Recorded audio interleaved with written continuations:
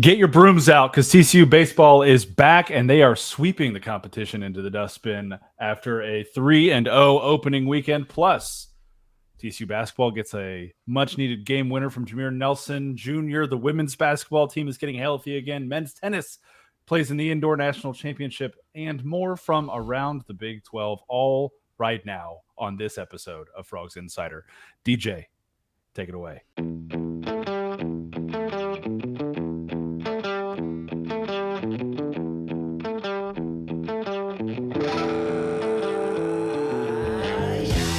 Welcome in to this episode of Frogs Insider. I am Jamie Plunkett here as always with Melissa Schriebwasser. Melissa, I know you loved that banger of an intro.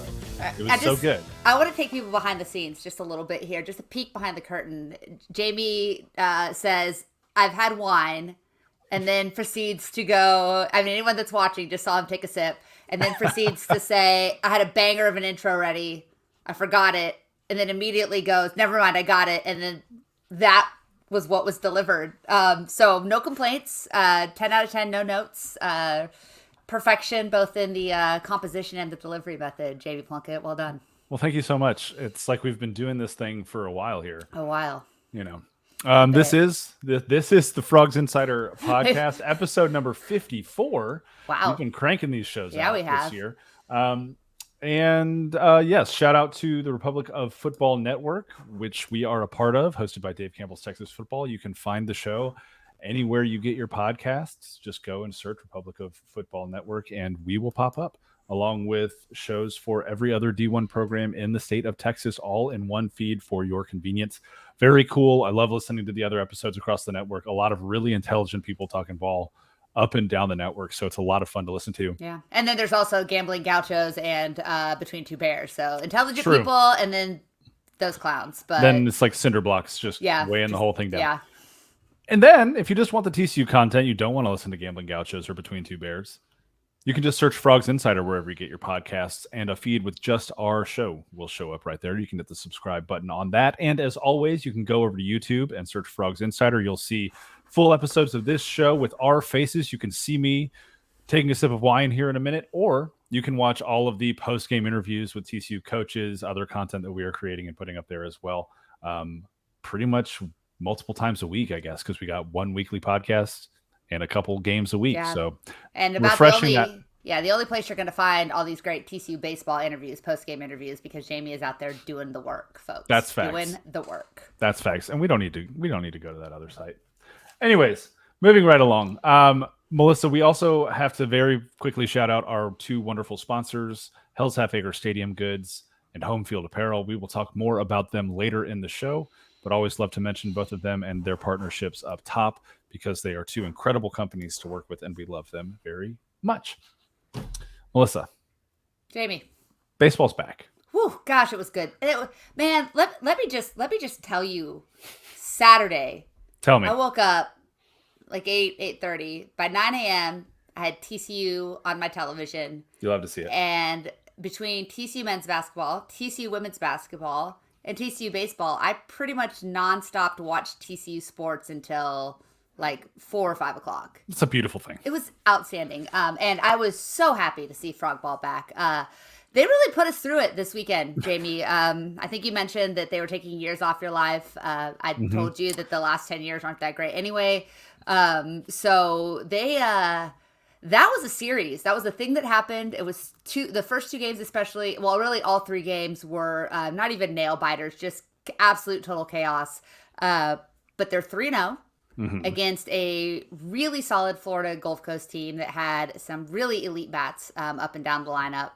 And I think they showed us, if not revealed some of the issues and some of the concerns, I think they also showed us that the character and the makeup of this team mentally is really, really elite.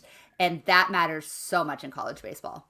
It really does. And I think when we go through and we get through the rest of this non-conference schedule, people will be talking about how challenging it was. And I just want to call everyone back to something that I talked with Kirk Sarlos about this fall, and that is his intentionality around scheduling a challenging non-conference slate, because as he put it, he would much rather find out what his team is made of and what they need to work on before conference play than playing a bunch of games where you feel really good about yourself. You've put up a bunch of big numbers, but then you get into conference play and you aren't ready for the step up in competition. So Florida Gulf Coast was a very good team last year. They won 42 games. They were top 60 RPI. They did not make the tournament because the ASUN is a one-bid league and they lost to Lipscomb in the conference championship. But they're a team that brought a ton of power back and will win a bunch of baseball games in conference this year, and it would not shock me to see them be a tournament team. So TCU winning this series and doing it in a sweep fashion was very good, in spite of some of the things that we saw that maybe weren't as great about TCU baseball. But I'm withholding full judgment and full concern at this point because we're 3 games into a 54-game season.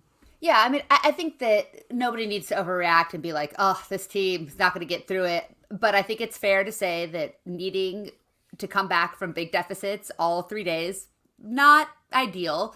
Not having your Friday and Saturday night starters make it through 3 innings, not ideal. And I think we saw the good and the bad of Zach Morris on Sunday. I don't think we need to write off the starting pitching staff, but I think it's fair to say, okay, that's an area where we knew there was a lot of new faces. Cole Klecker struggled, not something that I think was expected, but again, against a very good hitting team on a day where the wind was really doing some crazy things to baseball. So yeah. I think that kind of a raised eyebrow and this doesn't look like I would want it to look on day one is completely fair, but not a big reason to have overwhelming concern. Now, that being said, your reward for sweeping Florida Gulf Coast is playing Texas State, and your reward for whatever happens in Texas State is welcoming in UCLA, who looked really elite in the pitching category, albeit against a lesser team in their opening weekend series. So I think that we saw some really good stuff out of Klecker and Tolle, but I think you talked about it. I know I mentioned it, that it didn't look like they were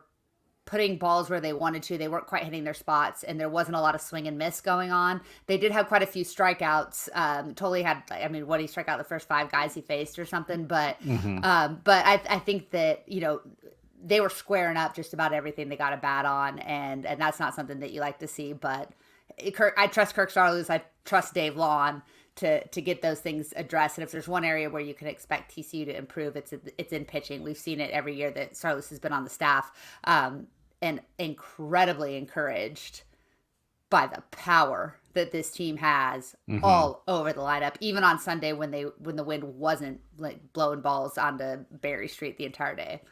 Yeah, I think the wind has to be taken into account for the first 2 days for sure. A couple of things that I really enjoyed about this weekend series. One was the power. You had Peyton Chatagnier come in and hit 2 home runs on Saturday. You had Chase Brunson, true freshman, come in and hit a couple home runs out. Silva hit a home run. Bowen hit a home run. Obviously, Tolle's big home run to give the Frogs the lead on Saturday afternoon. A lot of really good contact. A lot of balls hit very hard, even ones that didn't leave. Luke Boyers got robbed. Luke Boyers, great play by Florida Gulf Coast center fielder on Sunday afternoon that essentially ended the game after 8 innings, which would have been a grand slam for Luke Boyers if he didn't go up and get it. But Chase Brunson hit the ball hard pretty much all weekend. He had a double on Sunday over the head of the center fielder that was 108 miles an hour off the bat. And so I think that there's a lot of promise about this lineup. Obviously, when you score, 34 runs in a single weekend, you're going to have a lot to like. But I think that there's a lot of viability even when the power isn't all the way there because of the way that guys were getting on base. A lot of guys were very patient and working walks. TCU only struck out, I think, 14 times all weekend. They were capable of stealing bases. Anthony Silva stole 3. Chatagnier stole 3. So we saw a little bit of everything. There were some bunts mixed in, right? Brody Green had a really nice drag bunt to lead off the 6th inning on Sunday. Luke Boyers had a great bunt. Put down a beautiful sac bunt to move 2 guys over. So I think it was a really nice weekend to kind of get a couple different flavors of what TCU's offense is capable of. And that's something that I spent some time talking with TJ Bruce about before the season started, was his willingness to be adaptable to the situation and his willingness to say, the game needs a bunt from us right now. We're going to bunt. Hey, the game needs some power. We have plenty of pop in our lineup. and just whatever the game calls for, he's comfortable with this lineup asking them to do. And I think we got an opportunity to see that up and down the lineup this weekend. Yeah, and one of the things we talked about last week in the preview was, this team wasn't going to steal 141 bases, but you talked about there was still good athleticism and speed up and down the lineup, and you made that point, seeing Chatagnier steal 3 bags on Friday night, right? I mean, they were situationally really intelligent with how they used their aggressiveness on the base path. There were a couple of mistakes that you're going to expect in weekend 1, but they seem to not come in the worst possible time, which is a little bit different than TCU historically has felt like. But they're able to steal bases. They're able to be aggressive. I will say one of the most frightening things I saw all weekend was I think there was a time when, Curtis Byrne was being chased by Peyton Tolley, and I've never seen slower movement on the base pass in my entire life. But I thought like I was afraid neither one of those guys were going to make it. Those are some big dudes motoring around. But yeah, I mean, there's definitely, this is not a slow team. This is still a very athletic team. And situationally, there's a lot of those guys that can run when called upon. I want to talk a little bit. I think the thing to me, well, there's 2 positions that really stood out as like, oh, this is something to pay attention to. Number 1 is we saw Carson Bowen play first twice, and Curtis Byrne catch 2 days, and that that first base that rotation is still a question. And then we saw all 3 third basemen on Sunday afternoon.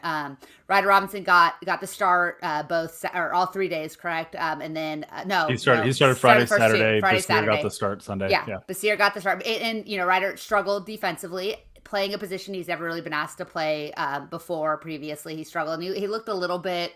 The moment was big for a true freshman.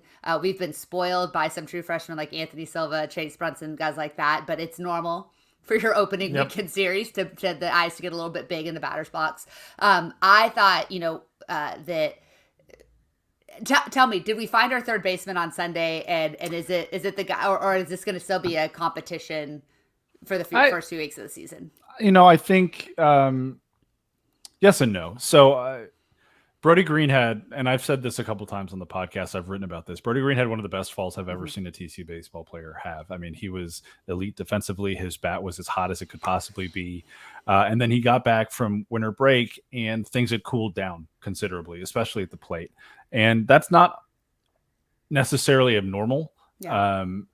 Guys, we see it all the time. They get hot bats for a couple weeks, and they cool off, and they get hot, right? Baseball's a game of ebbs and flows. And Brody Green experienced that, I think, to the extreme in the offseason. Yeah. And so by the time it was time for weekend 1, Jack Basir had been hitting the cover off the ball all spring. Ryder Robinson, Kirk Saarloos joked about the week before the season started. He's really, really quiet to the point where sometimes you forget he's there, and then he makes a play at third base, or he gets a big hit at the plate, or executes something really, really well. And you're like, oh my gosh, yeah, there's Ryder Robinson. And so when it was all said and done, the questions that the coaching staff had about Jack Basir's defense and the way that Brody Green's bat had cooled off a little bit led them to say, well, let's just give the kid a chance. And they rolled Ryder Robinson out there at third base for Friday and Saturday. And once you roll him out there on Friday, you're not gonna pull him back again on Saturday. You're not going to do that to a kid, especially when he went like 0 for 4. He had an error, I think, on Friday night, maybe 2. You're not going to give a kid an opportunity like that and then immediately just hook him, because that could kill a kid's confidence. And so you let him ride it out again on Saturday. He put the ball in a good spot. The wind did a little bit of work too, but he really put the ball in a good spot for his first career hit. He made some decent plays. He looked more comfortable. But you do have 2 other guys that have earned a little bit of time there. And so it made sense on Sunday to go with Basir. He showed you that he's capable of seeing the ball decently at the plate. He hit a couple balls hard right at people. He worked a walk. But, you also saw the challenge with the glove, right? He had 2 errors in one play. He had 3 errors on the day. And that's something that they've been trying to work with him on all fall. And so there are some things that are holding him back right now. There are some things that are holding Ryder Robinson back right now. And then you've got Brody Green, who came into the game in the 5th inning on Friday and pretty much almost immediately had like multiple baseballs hit his direction. Yeah. And he did really, really well in response. And so you have a guy who came in, he played well defensively, made some big plays in big moments to keep Florida Gulf Coast off the scoreboard a little bit. He got 2 hits in 1 inning as the Frogs batted around in the bottom of the 6th. And he really stabilized TCU's lineup in a way that they hadn't seen from that spot in the order, or that they hadn't seen from that position on defense yet in the weekend. So I think right now Brody Green is probably your front runner to get some more playing time, but I don't think they're giving up on Ryder Robinson or Jack Basir yet. It would be far too premature to do anything drastic like that and just say, all right, this is our dude moving forward forever.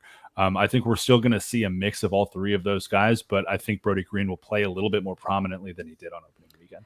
Well, and that's kind of the, if you want to say negative, that's kind of the negative to the way that TCU baseball schedules, right? Is there's not a whole lot of time to let a true freshman who has an incredibly high ceiling, an unbelievably high ceiling on this baseball team, wherever his long-term defensive position ends up being, but whose floor is a little lower because he's a true freshman and he's going to be a true freshman. But, you know, do you throw him back out there against Texas State? Do you throw him back out there against UCLA? Like that's Kirk's going to struggle, right? Is how do you keep this kid's confidence up, keep giving him opportunities because you know how good he can be, but also make sure that your team is in a good position to win these meaningful games early on in the season. I was super impressed with Brody Green. You know, I know he probably doesn't have the potential at the plate that the other 2 guys have, but he was so Johnny on the spot in such a huge position. Once again, you know, TCU was in a tie or a position where Florida Gulf Coast had the opportunity to take the momentum. He made both of those throws to third, to home plate from third, including the double play to get that was Kyer out of the inning, or was that Kyer Sloan? I can't remember who it was. In the 6th inning, it was Kyer. Yeah, to get him out of that bases loaded jam, no outs, and I think they surrendered 1 run in that inning. And then, like you said, he came back in the inning where TCU made the rally, and he led off the inning, and he was had the last hit of the inning in order to get TCU momentum on the offensive side of the ball. So it's good. It's a good problem to have 3 guys that have earned playing time based on their play in the offseason. But I think that all TCU fans are probably hopeful that one of those guys really takes ownership of that position, and that Sarloos is able to consistently get the other guys opportunities throughout, in some of those maybe lower leverage situations, or just to keep guys fresh for the end of the season as well. You know, I think it's nice to remember, you know, this time last year, David Bishop was the starting first baseman for TCU, right? And I think he started probably the first 3-4 weeks of the season until Cole Fontenelle got comfortable playing Division I baseball. The kid came up from McLennan, you know, had a little bit of a struggle trying to adjust. And then when the switch flipped for Cole Fontenelle, boy, did the switch flip. Yeah. And so I think that there's a level of patience that's required when you're consuming baseball versus football and even basketball to an extent, just because of the length of the season, the number of games that you're playing. We, especially TCU fans, I think, have been so conditioned by the importance of every single football game, because for 25 years, TCU football has not been allowed to make a mistake or it's death to your whole season. You can't lose a game. You can't fumble a football. You can't throw a pick. You can't load up a touchdown, because everybody that's watching you is looking for a reason to punish you. I feel like the mentality that TCU football fans have had for 2.5 decades at this point. We got to let go of that a little bit when it comes to watching baseball, because baseball is just inherently a game of failure. You are going to fail more often than you are going to succeed, especially when you're hitting a baseball, right? Ted Williams, one of the best baseball players ever, failed more than he succeeded at the plate. That's just the nature of the sport. And so when we're talking about the development of young players, 2 games is not even remotely close to enough of a sample size to make a definitive call on what his career is going to be like. And that's coming, TCU fans have been absolutely spoiled. You nailed it, Melissa. TCU fans have been spoiled by the play of true freshmen. You mentioned Chase Brunson and Anthony Silva. Well, how about Carson Bowen and Cole Klecker and Ben Abelt? And, oh, by the way, a guy named Braden Taylor who started his second game as a freshman, and Elijah Nunez who started as a freshman, right? There's a history of young players coming into this program and having success right away. But even then, I just named 4 guys off of that freshman class last year. Can you name the other 13 guys in the freshman class? Right? Like there's a larger group of kids who are still developing, who are taking their time to get right, to get comfortable, and they're going to have opportunities to succeed when Kirk Sarlos and TJ Bruce and Dave Lawn and John DeLora and the rest of the coaching staff feel like they're ready. And that's part of the beauty of where TCU baseball is in the sport of college baseball is right now. I think there is a beautiful blend of being able to get very talented kids out of high school on your roster while also being able to supplement with an appropriate number of kids from the transfer portal so that you're not rushing anybody. And you can dictate, hey, we've got a class that's coming in that I think is going to be pretty capable of hitting the ground running from a high school to college perspective. So let's take 3 or 4 less guys out of the portal this year and just really put more pressure on these freshmen to be successful. Or, hey, we got some kids that are probably a year away. Let's go grab 1 or 2 more arms out of the portal and give those young guys some time to develop and adjust so that we don't crush them with responsibility that they're not ready for right out of the gate. And so you see this ebb and flow in college baseball, and you've seen it in the way Kirk Sarlos has constructed his roster over the last couple of years. And so when you don't see freshmen play right away, that's normal. When you see a freshman come in and struggle, that's normal. Chase Brunson is not doing something that's normal for a true freshman. Yeah. Right? Hitting 600, walking 4 times, not striking out in his first 14 plate appearances or whatever it was. That's the anomaly. That's the outlier. Ryder Robinson is the normal, is the expectation. And so I think that when we approach watching baseball, there's an opportunity to maybe adjust our expectations, especially for young players, and just kind of take a step back and let the season play out and see where things go, because there's so much time in baseball for things to get figured out. It's going to be so fascinating to watch how college baseball kind of develops as NIL and the portal kind of leak more into that sport to the level that it has in baseball and football, especially for a school like TCU, which is always going to be in a disadvantage in college baseball because of the cost of tuition, until they raise the scholarship limits for baseball, which is something that absolutely needs to happen and is a topic of conversation annually.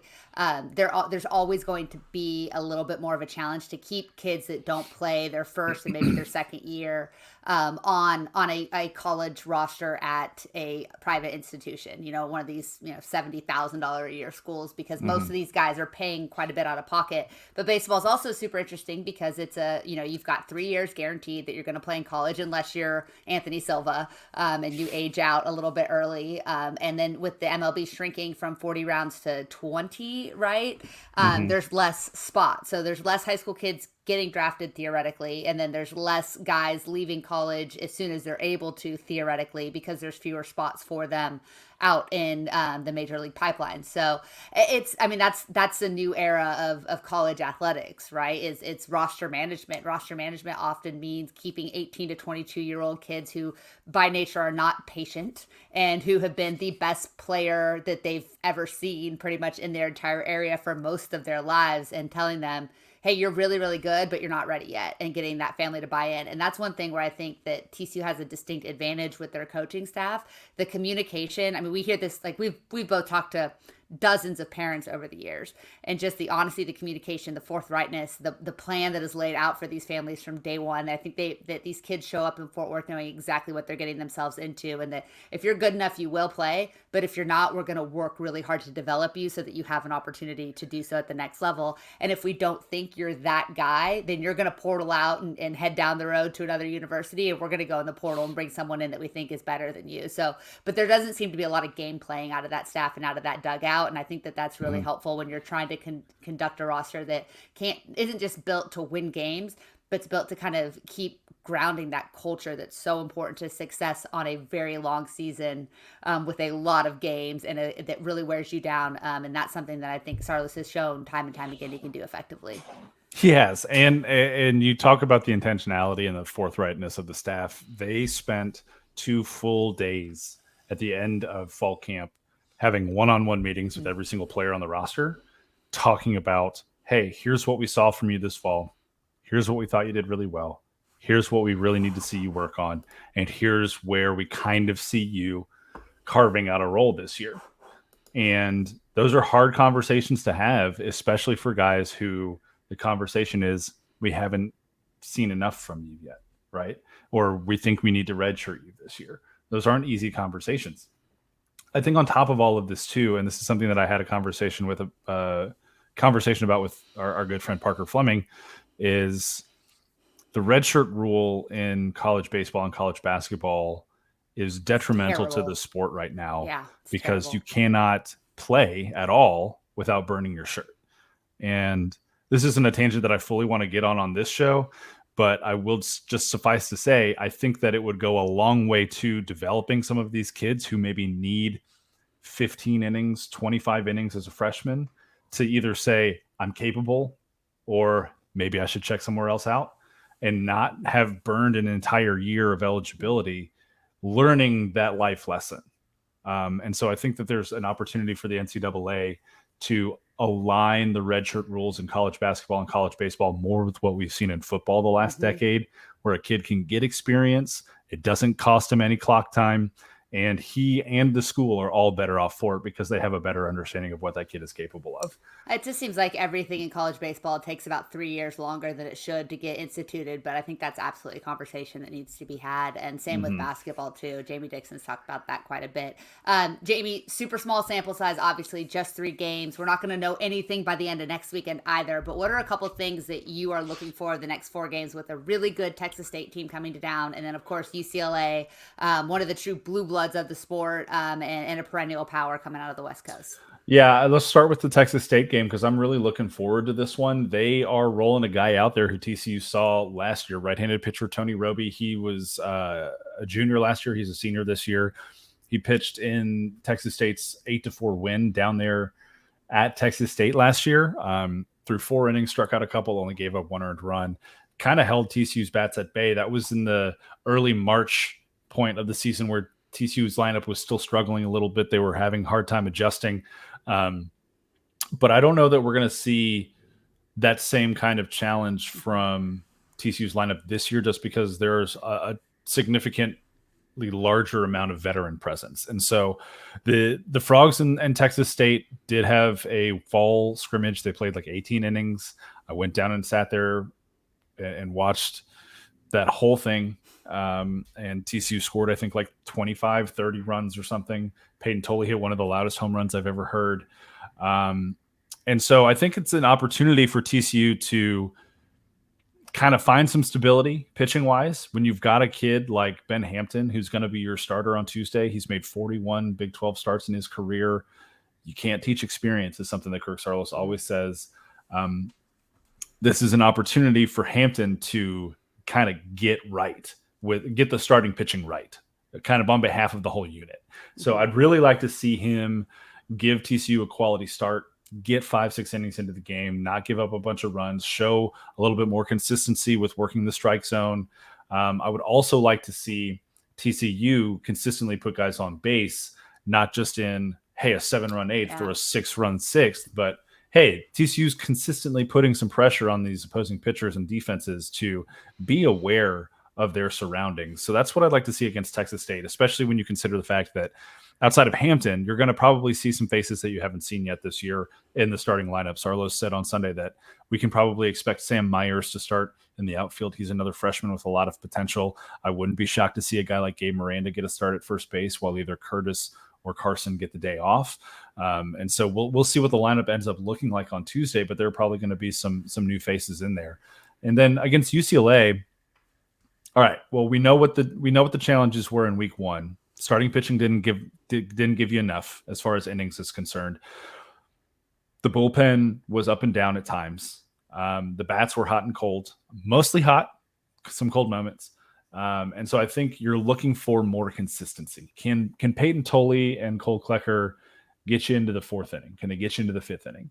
Can Zach Morris limit the walks, limit the wild pitches, and kind of pound the zone a little bit more? Because when his fastball is on, it's really, really on. And so pound the zone a little bit more, limit the walks, get deeper into the game. You've started to identify maybe some of these bullpen roles now with Zach Coyer pitching really well, Braden Sloan pitching really well, Hunter Hodges getting you out of a jam, Ben Abelt getting his first save of the season. You're starting to define some roles in the bullpen as well. So can we get more clarity on what those roles are? I think is another opportunity against UCLA. But realistically, I think the biggest thing that TCU can do is just go out and get 2 of 3. You know, it's a good UCLA team. They swept Gonzaga. Gonzaga's not the Gonzaga of old. They're picked like 5th in the WCC this year, but still, UCLA asserted themselves. They looked really good doing it. Can TCU play up a little bit to a different level of competition than they played in week 1? It's not saying FGCU is bad, but UCLA is better. Yeah. And so can TCU play up a little bit more than they played in week 1? I don't know that we need to see every question answered or every problem solved, but progress, right? That's the goal in week 2 is progress. Well, and what I want to see, is it's such a luxury to have a guy that's made 41 Big 12 starts be your Tuesday night starter, but you can just about guarantee that Ben Hampton is going to be trying to work his way into that weekend conversation if one of these three guys doesn't. That's great, right? So I want to see this kid come in and look like a guy who started 41 Big 12 games and doesn't necessarily have to be dominant in week 1, but he needs to be in control. And I think that was the biggest concern with the starting pitching over the weekend is there were innings where those guys just were not in control of the pace or the flow of the game. And that's what you need your experienced veteran starting pitcher to do. And then for the weekend, we've talked so much about the power and the timely hitting and the ability to put crooked numbers up. UCLA's pitching staff is a far departure from Florida Gulf Coast, who is abysmal. And that's why they weren't a tournament team a year ago. They hit the snot out of the ball, but they couldn't pitch themselves out of a wet paper bag some days, right? Like that's their obvious weakness. If they're going to score a ton of runs, they're not going to stop anybody from scoring a ton of runs. So can TCU still look as effective on the scoreboard against a really elite pitching staff? UCLA gave up 7 runs on Friday night against Gonzaga and then gave up 3 combined over the next 2 games. So again, Gonzaga lineup is not the TCU lineup, but good pitching does tend to travel, and I'm going to be very interested to see how good this lineup, especially the younger guys, look against a much better, much more elite pitching staff than they've seen so far. So it's a great week. It's a great second weekend of college baseball to be able to tune into that. So I'm looking forward to it. Like you said, we're not going to know everything by the end of the game on Sunday, but it's nice to take a big step forward and have another measuring stick opportunity for this team that has such high expectations on it all season. You're right. And that's all we can do at this point is just see the progress, identify the progress. And just a quick note to kind of wrap up baseball talk here. I mentioned it in my pitching preview last week. 8 players made starts on the weekends last year for TCU. TCU used 6 different combinations of weekend starters over the course of last season. So just because these were the 3 arms that started this weekend does not mean that they're going to be the guaranteed 3 arms that you go with every weekend from here on out. There are still opportunities to be had, spots to be won. I think Ben Hampton's going to show you what he's got on Tuesday. We've seen what we've seen from Zach Coyer, who, that's how Cole Klecker earned his way into the starting rotation last year, was by being an absolute stud out of the bullpen. So if Zach Coyer keeps that up, who knows? Caden Parker, I think now that he's got a start under his belt, hadn't pitched since 2022. That's gonna go a long way to his confidence. Same with Andrew Mosiello. Same with Luis Rodriguez, who got hurt late last season and didn't finish the year. So you're starting to see some of these guys ramp back up, and I think the competition is going to carry at least another month into the season before we fully have confidence in what these guys' roles are. So I'm going to enjoy the ride for the first month of the year, and it doesn't mean I won't point out things that I see, but I think it's a good opportunity for us to just observe and learn and see how guys grow in the first month of the season. Yeah, I have no problem with people being appropriately critical. I think it's fine to ask questions. I hate that if you question anything, you're automatically a hater, but we don't know jack yet. So let's ask questions, but be aware the answer probably isn't going to come. You know what I never question, Jamie Plunkett? What's that, Melissa Treebwasser? How good, like how much money I'm going to spend with Hell's Half Acre. Because it's all of it. It's all of it. I saw these we talked, I sent you a text message and asked what we got to do to get, I need one of those bats. Those bats. I need one of those bats sitting behind me for the podcast. They are absolutely gorgeous. Just beautiful, beautiful construction. I also, the new Frogs block hoodie, like performance hoodie. I think it's an Oakley hoodie, which beautiful thing.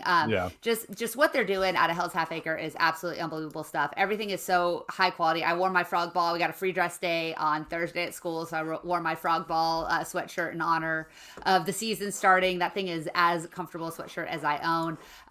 But it's really cool because it's not just producing really good looking, really high quality stuff, but it's created for Horned Frogs, and every single sale that Hell's Half Acre makes has a direct impact on TCU student athletes. There's that great Carson Bowen line that they just just dropped as well. Check out all of their TCU gear, polos, shirts, headwear, home goods, baseball bats that you didn't know that you need, but once you see, you won't be able to live without. All of the stuff that you need for game day. And I feel like what Hell's Half Acre does almost better than anybody's TCU baseball. There's a real love for that sport and the way that they support that, not just with really good looking gear and really like tailgate appropriate stuff, but directly back to the student athletes, I think is really cool. So we're very fortunate to be to have Hell's Half Acre as a sponsor. Super fired up for their new lineup, and highly encourage you guys to go to hellshalfacre.com, Hell's Half Acre SG.com, to grab your game day gear, especially for those cold days that we still have ahead of us. It looked really miserable out there this weekend, Jamie. Friday and Saturday were very cold. Sunday was perfect. Sunday was mid to high 50s. It was gorgeous out. But I mean, Friday night, I was physically shaking, shivering while we were doing post-game stuff. And then Sarlos, after Saturday's game, he didn't have he'd like taken his jacket off halfway through the game. He came out afterwards, and I'm setting up my camera and stuff. And he's like looking around, and he goes, I'm going to grab my jacket real quick. I'm like, all right, that sounds great. And then he goes, no, you were shivering yesterday. I can tough it out. And then he goes, never mind, it's way too cold. And he went and grabbed a jacket, and it was very cold. Yeah, it looks pretty on miserable. Friday and Saturday, but you know. You know who wasn't cold on Saturday? You. Oh no, I was freezing. We're having tornado warnings here in Northern California. Oh no. Jameer Nelson Jr. Ha. was not cold.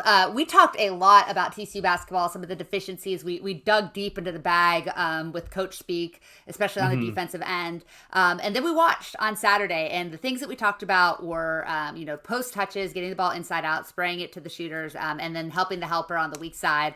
TCU went up into Kansas State, one of the toughest places in the Big 12 to play, even though that team has kind of fallen off a little bit once conference play started, and tried really, really hard to give that game away a couple of times. Really, really hard. In credit to Kansas State, kept fighting back. Jerome Tang is a very, very good basketball coach. But he's a little whiny, but that's fine. We got one of those too. It's fine. But ultimately, Jameer Nelson Jr. became the first player I've ever seen hit a game-winning shot by being fouled by his teammate. But Micah Peavy he could have.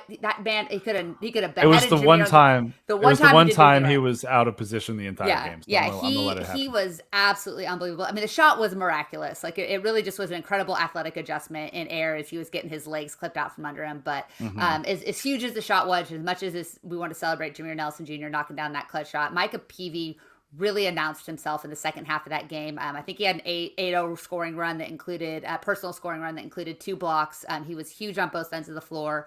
Really just did everything. And as good as we have seen him be at times, I think that what we saw Saturday, especially in late game situations when TC needed it most, is why I'm 100% convinced this dude's getting drafted this spring. Like I have no doubt his shot is getting better, but he is a picture perfect NBA athlete, especially what he can do defensively. Career high 26 points, 9 rebounds, 3 blocked shots, 3 steals, 2 turnovers. Yeah. He did it all. He did it incredibly well. He defended their leading scorer pretty much the entire night and did so willingly. And the thing that I love about Micah Peavy, and this is something that he and I have talked about pretty much ever since he stepped on campus, he loves playing defense. And that shows, right? And we talk a lot about how good of a defender he is, and he's one of the best defenders in the league, maybe one of the best defenders in the country. I truly believe that when he is on his A game, he's one of the best defenders in the country. It comes from a deep, deep desire of his to never get scored on. Yeah. He hates it when guys score on him. And there are just some guys in the league and maybe some guys on TCU's roster right now who don't care, who don't mind getting scored on. Micah Peavy despises it, and it shows when he plays defense. And I think that he is starting ever so slowly to rub off on some of his teammates in that regard. They locked down at several times in that game against Kansas State and just made it impossible for the Wildcats to do anything on offense. It was a beautiful thing to see, especially in light of Ernest Udeh going down with an ankle injury with about 9.5 minutes left to go in the first half. Quick update on him. Not sure if he's going to play on Tuesday yet or not. He got evaluated on Monday for that ankle injury. They're going to wait and see how he responds to some treatment on Tuesday before making a decision on whether or not he's going to be able to go. So if he's not able to go, that's a really tall task about going into Texas Tech and getting a win. Granted, Texas Tech might be without Warren Washington, so both teams might be down their starting center. We'll see how things play out. But Ernest Udeh, regardless of the numbers that you see on his stat sheet from any given day, gives you a lot when he's in position to rebound, block shots, those kinds of things. So he just takes up a lot of space defensively, and especially when you're playing a team like Texas Tech that has such exceptional guard play, being able to just take up space in the paint and keep those guards from penetrating so easily, keeping them from making plays once they get into the air. I think that Udeh is so exceptional about that. And TCU doesn't have a guy that can do that behind him. They've got guys that do other things really, really well and can be really effective, but it definitely changes the way they're going to play, and they have to become a little bit more of an offensively successful team if Udeh can't go. Yes, I say all of that to also note that Assam Mustafa had a great game against Kansas State. Xavier Cork looked very good at times against Kansas State. He showed a little bit of his ball handling, create for yourself offense down in the low block. He made free throws. He got offensive rebounds. He was active defensively. Those guys, I think, combined for 11 points and 8 rebounds. That's okay from your center spot when you've got wings like E-Man and Micah Peavy and guards that are capable of getting you buckets. So really it is about the defense and the rebounding. And without Ernest Udeh, there's going to be a lot more responsibility on Mustafa and Cork. And even if TCU wants to go really small, Jacoby Cole's playing that 5 a little bit as well. Well, this is why you've been playing 10 guys, right? Like this is what we talk about TCU's depth. At this time of year, everybody's banged up. Everybody's missing guys. TCU's been very fortunate in the injury department. Cole's obviously missed that stretch. A couple other guys have been banged up, but this is where that depth can really start to shine through in the last couple weeks of the season. If TCU can have some guys that have a little bit fresher legs than their opponents, what's there, five games left, I think, in Big 12 play? Is that or 6 games left, something like that? And you're in a really good position. I mean, the Frogs are currently tied for 5th with Texas Tech. They hold the tiebreaker pending Tuesday night's result. But when you look at kind of how we felt about this team going into Big 12 play, how we felt the second week of Big 12 play, to say that they basically control their own destiny when it comes to finishing in the top 4 of what is inarguably the best college basketball conference in the country, it's a really good position to be in. And, they're probably 2 wins away from being a lock for the NCAA tournament in the regular season. 3 wins puts them in a position to be a very favorable seed as well. So it's going to be interesting the last couple of weeks to see how they finish. They're playing, for the most part, consistently really good basketball. It does not get easier. There's some really tough games remaining on the schedule. They have to go to Lubbock. They have to go to BYU. They've got Baylor coming to their house with revenge on their minds. I mean, it's not going to be an easy run, but there are winnable games on the schedule here. And barring a complete and total meltdown, knock on wood, this team is in a really good position to have not just a solid seed when it comes to March Madness, but to be playing with a lot of confidence and the ability to play a lot of different ways. And that's what I'm going to be watching for these next couple of weeks. Yes. So they've got Texas Tech on Tuesday night in Lubbock at 8 p.m. That's that tip-off. Then they come home Saturday. They host Cincinnati. They want that game after the way that they lost up there. So that's an opportunity for a little bit of a get-back game. Baylor comes on a Monday night, quick turnaround at 8 p.m. Then they go to BYU, a team that I think they match up with really, really well. But make no mistake about it, BYU is a legitimate top 25 team in the country. Yeah. And then they travel to West Virginia, a place that they've never won. Never. It's the last place in the conference that they haven't won a road game at. And then they finish off the season back home against Central Florida. You look at that schedule and you think, 4-2. Like, that's attainable. And it is attainable. It is, but 2 and 4 is also attainable if you're not careful. And so this is an opportunity for them to level out some of their bad play, be consistently good on both ends of the court, and make a statement. TCU basketball has not had a winning record in conference since they were in the WAC. And so it's time to change that. And I think this is the team to go out and do it. I'd be ecstatic with 3-3 these last 6. And I think that's a very reasonable expectation. But like you said, that the margin between 4-2 and 2-4 is hair thin. Almost nothing. Hairline thin. And we've seen how quickly things can change if we want to kind of flip the topic over to the women's basketball side. I mean, and man, how good was it to see Madison Connor just immediately look like Madison Connor? Oh, big old knee brace on my leg. Doesn't matter. I'm going to drop 31 and we're going to beat Unbelievable. Cincinnati. Hasn't played in what, like 6 weeks or 3 something? weeks. 5, 6. Yeah. It's only been, it feels like forever. 3 or I'm 4. Sure. Yeah. Feels like that long for Mark Campbell as well. But yeah, for her to come back out to spur that team on to a much needed win. Sedona Prince is getting closer to coming back. That team that looked like it was going to be an absolute darling and a Cinderella has held on to the life raft for dear life for the last 3-4 weeks. And maybe getting people back at the right time to make a little Big 12 tournament run? This is my question, Melissa, because I don't know if the runway is long enough anymore, right? They're 3-11 in Big 12 play. They're 16-9 overall, and they've only got 4 regular season games left. So you're talking about at BYU, which is a Big 12 game they've already won. That was fully healthy TCU, and they beat BYU 81-67. They're here against Houston. They're here against Texas Tech. They almost pulled off a crazy upset at Lubbock, and then they go to West Virginia, a team that just beat them by 25. To finish out the season. So, I mean, if you get all 4 of those and you're 7-11, and then maybe you win 2-3 games in the Big 12 tournament, you're talking about being a bubble team. But you gotta get them all at this. It's your playoffs pretty much start right now. Yeah, I think TCU women's basketball. I think the only realistic way TCU basketball gets an invite to the March Madness is by winning the Big 12 tournament, which would be an incredibly tall task. But to me, I think for Mark Campbell in year 1 of this era, with everything this program has dealt with, if they can just win enough to be an NIT team, I think that could be a real positive boost for the program, right? Just to show, hey, like, because again, you're thinking towards the future. I mean, you're not getting Sedona Prince back for an extra year. You're not getting Jay Owens back for an extra year. I mean, barring some miraculous decision by basketball, but you just have to start. You want to win today, but you also want to show the blueprint for the future. And Campbell's so good at working the portal, and he's such a good recruiter, and he's been a good high school recruiter, and he has managed this in a way that I think few programs could have done so well. That I think that there's a lot of positive momentum around a program that's really struggled, and he's looked the part of a guy that can, like, he looked like a wartime general, right? You talk about your peacetime generals and your wartime generals. He's looked like a really solid wartime general. This dude has been in the trenches and has kept this program afloat, and that team never has given up. I mean, they fight tooth and nail through every single game, no matter what the score is. And so, I just want to see them have some success and to have some good feelings and some wins around the program. I think that'd be super helpful just for so many reasons going forward.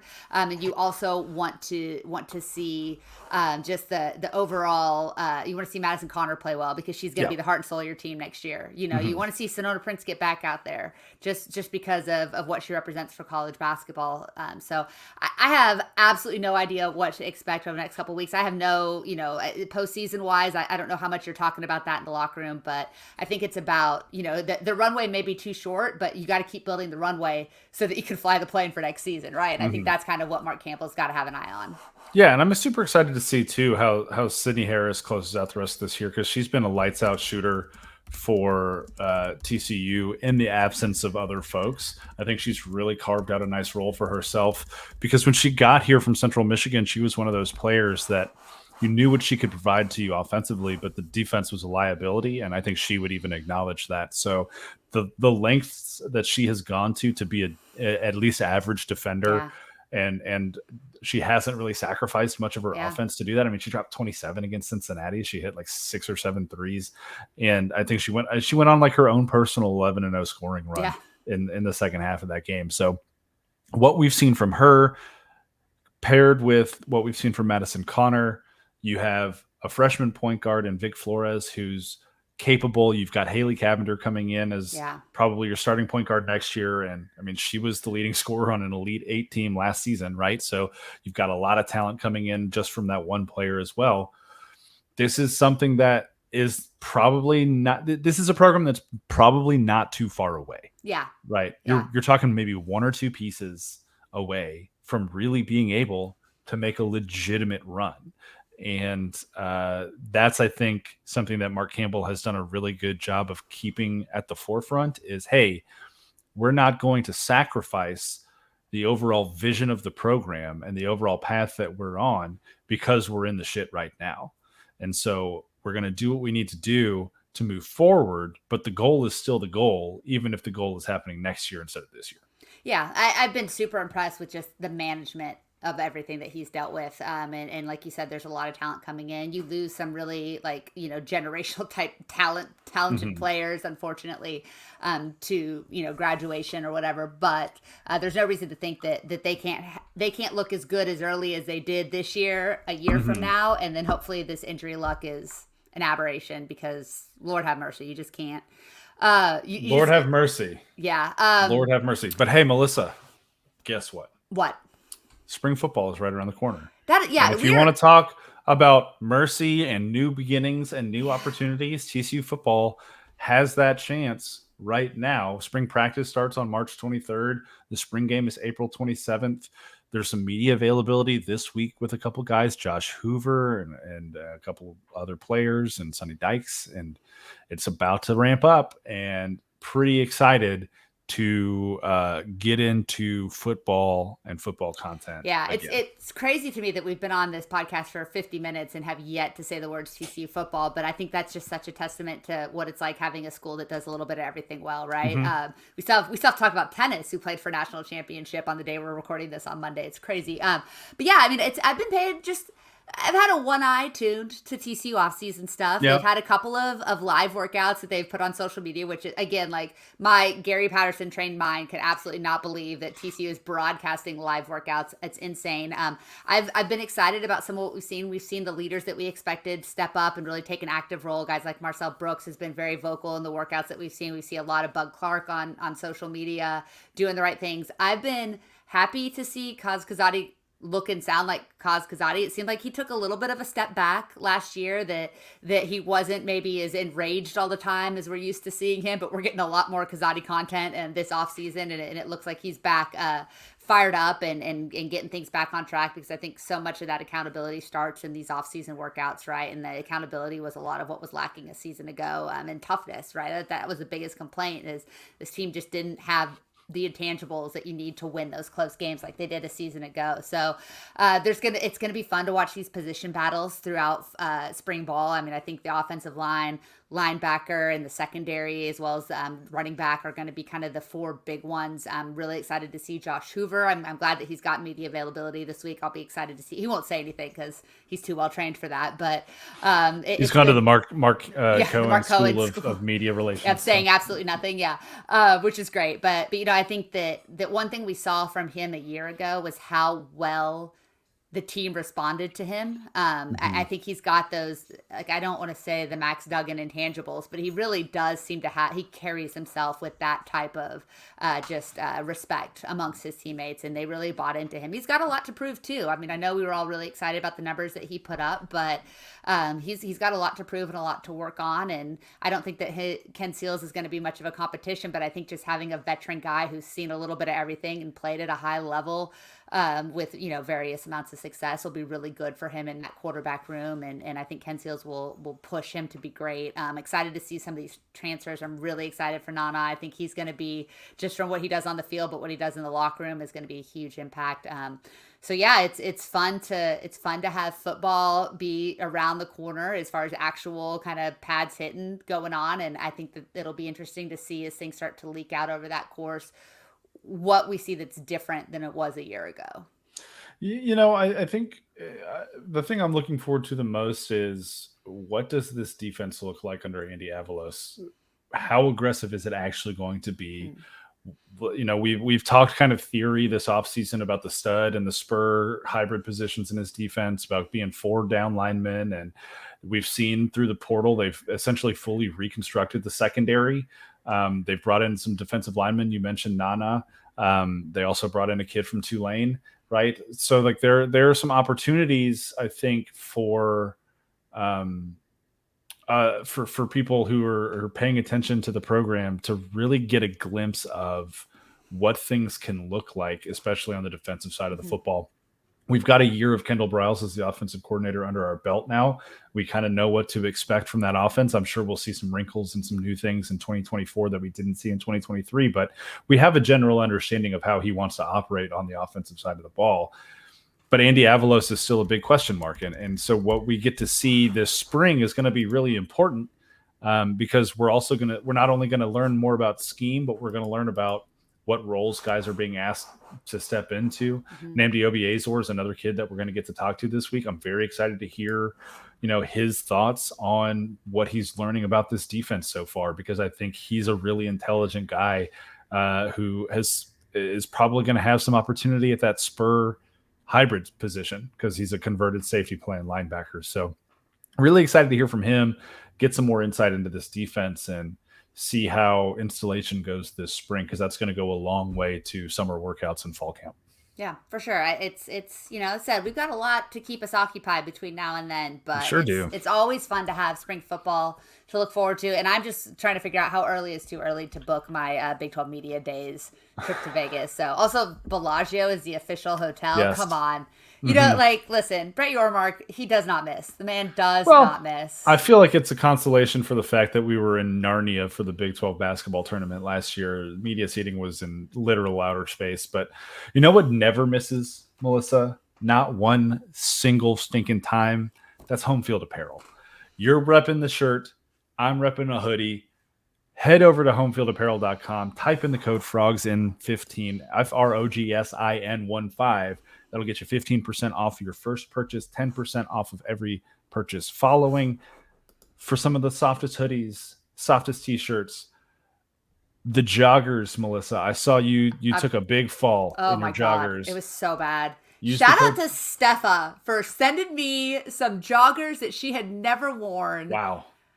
For free. Massive. I paid for some pretzels, because I'm wearing them right now. Even if Steffa isn't going to send you, our loyal listener, a free pair of joggers, you can use the code FROGSIN15 to get 15 or maybe just 10% off of said joggers.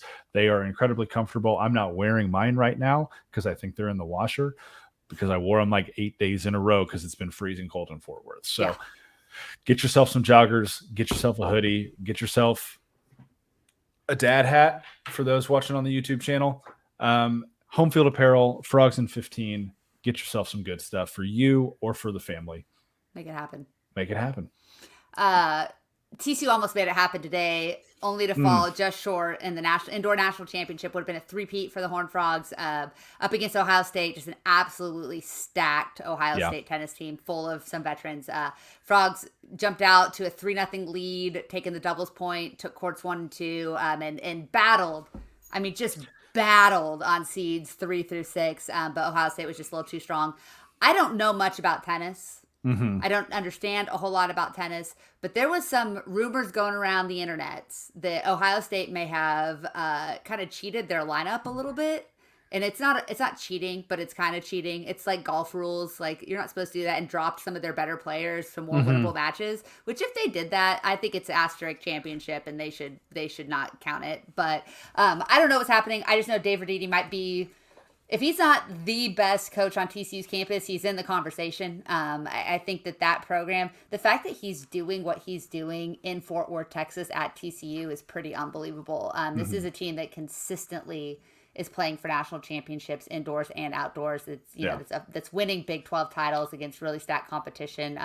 Just another really impressive weekend really for this team in getting to the national championship game, despite losing some really, really good players a year ago. And unfortunate loss, but man, you don't get to win them every year, and they sure do play for them every year, it feels like. It would be nice to win them every year, and winning 3 in a row would have been pretty sweet. I did watch most of the match today. Jake Fernley, I think, had one of the most dominant performances I've ever seen. 6-1, 6-0, just absolutely cruised through his match. But Ohio State did do a little gamesmanship with their lineup. They dropped one of their top guys down to the 6th court.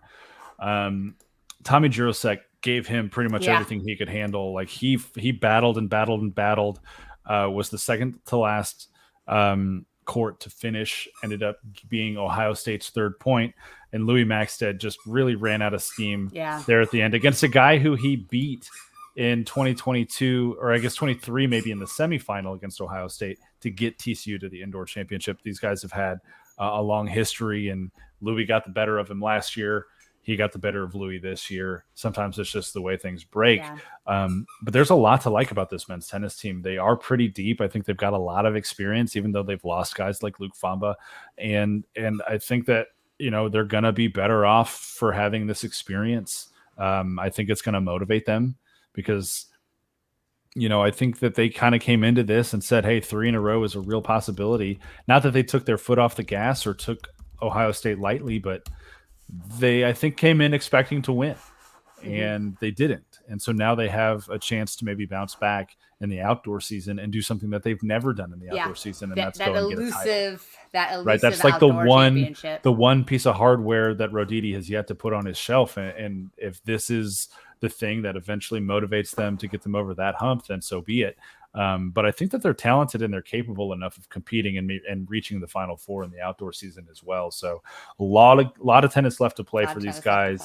And I mean, they were, one break here or there, and things could have gone differently on Monday. It was a blast. It was a blast to watch. I was paying attention again, had no idea what was happening, but I really enjoyed watching it. Before we get out of here, JB, just a couple of around the Big 12 notes. Couple of former Frogs on the Baylor staff, and Baylor all of a sudden has 2 big openings as they saw 2 of their position coaches who might be positions those 2 guys are familiar with leave for Bama. In addition, Ohio State loses their OC on Monday, President's Day. What is it? February 19th, which is a really, really bummer of thing for both of those programs. I don't feel bad for either of them, but it is really unfortunate. I think Iowa State's probably hurting a lot more than Baylor with this change. Is Nate Schillhouse goes to the Los Angeles Rams to become their passing game coordinator. One of the rising stars in college football, taking that pro check, something we've seen quite a few of those guys do this offseason. Yeah, he's like 33 years old or something. Like, he is one of the bright young minds, like you said, in college football, and that's a big loss for Iowa State. Maybe they can just do what Big Brother Iowa has done and forego offense altogether and just go hire Brian Ferentz. Brian Ferentz and just go fully defensive minded and special teams be elite and win 10 games a year. I don't know. Maybe that's. Have they hired a special teams coach yet? Also, I don't know. They don't get to play in the Big Ten, so maybe Brian Ferentz can do that too. Maybe he can also coach special. Iowa State fans are burning things right now. I can already feel it. But yeah, I mean, it happens, and anytime a college coach takes a job in the NFL, from here on out, we're going to hear about the NIL and the transfer portal and all of the other stuff. But in reality, they got a job in the NFL. Yeah. Like, not many of those. People have been moving from the college ranks to the NFL ranks for as long as both of those things have existed, and they will continue to do so. And it's just nature of the beast sometimes. And, Iowa State will be fine. Yeah. In the long run, they'll be fine.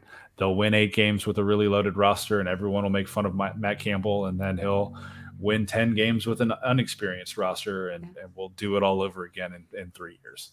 Well, as much as college coaches leave for the NFL when the opportunity arises, people tend to leave Waco when the opportunity arises as well. And Baylor lost their offensive line coach who had been there for, I saw the meme of the Aaron Rodgers season with the Jets for as long as he had been there. It had been like days. And they also lost their linebacker coaches as both go to Bama.